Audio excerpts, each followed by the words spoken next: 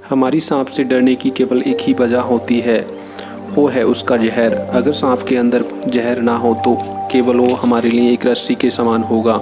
दुनिया में लगभग सांपों की 3,971 प्रजातियां पाई जाती हैं, लेकिन इन सब में से ज़्यादातर प्रजातियां जहरीली नहीं होती। केवल 600 ही प्रजातियां ऐसी होती हैं जिनमें जहर पाया जाता है। दुनिया का सबसे जहरीला सांप अफ्रीका के जंगलों में पाया जाता है। इसका नाम ब्लैक मैम्बा है। इस सांप के काटने के कुछ मिनटों में ही इंसान की मौत हो जाती है। सांपों का जहर ही उनको सभी जीवों से ज़्यादा खतरनाक और डरावना बनाता है।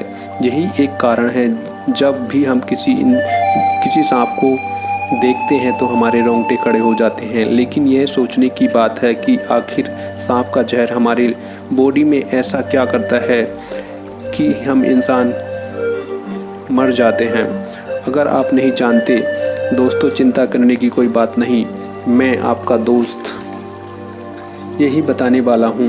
वीडियो में अंत तक बने रहिएगा। सांप का जहर उसके सलाइवा से इवॉल्व हुआ है। इसका मेन पर्पज़ शिकार करना और उसे बचाना होता है। सभी सांपों का जहर इस बात पर निर्भर करता है कि वो खाते क्या हैं और किस प्रजाति से बिलोंग करते हैं। सांपों के जहर का हमारे शरीर पर क्या असर पड़ता है, ये जानने से पहले हमें यह भी समझना बहुत ज़रूरी है कि सांप जहर कैसे उगलते हैं। सभी जहरीले सांपों में एक थैलीनुमा अंग होता है जो उनके जबड़े के जस्ट पीछे की ओर होता है, जिसका मुख उसके अगले दांतों में खुला होता है। जब भी कोई सांप इंसान को काटता है तो वो उस इंसान में अगले दांतों के थ्रू जहर को इंजेक्ट करता है। लेकिन कुछ सांपों में यह पीछे की तरफ भी होता है। कौन सा वेनम कितना खतरनाक है ये कहना थोड़ा मुश्किल होगा, लेकिन जैसा मैंने आपको पहले भी बताया, एक सांप का जहर उसके खान पान पर निर्भर करता है, प्लस के वो किस प्रजाति से बिलोंग करता है उस पर भी निर्भर करता है। सभी जीव अपनी अपनी बॉडी में एंटीबॉडीज़ डेवलप करते रहते हैं। जैसा आप शायद जानते होंगे कि हनी बैगर पर कोई असर नहीं पड़ता, क्योंकि हनी बैगर ने अपनी बॉडी को पूरी तरह से किंग कोबरा के जहर से सुरक्षित कर लिया है। यही वजह है कि हनी बैगर किंग कोबरा को एक बिस्किट की तरह खा जाता है। सरप्राइजिंग है ना दोस्तों। लेकिन जब एक किंग कोबरा किसी इंसान को काट लेता है, अगर उसे सही टाइम पर एंटीवेनम नहीं दिया जाए तो उसकी मौत सुनिश्चित है। आपको ये जानकर भी बहुत हैरानी होगी कि ये जितने भी एंटीवेनम होते हैं ये भी सांपों के जहर से ही बनाए जाते हैं। Different venoms have different impact on human body. एक सांप का जहर इंसानों के शरीर पर अलग अलग तरीके से असर कर सकता है। ये वेनम डिफरेंट तरह का हो सकता है। Neurotoxicity, hemotoxicity, cytotoxicity, myotoxicity, coagulotoxicity, cardiotoxicity.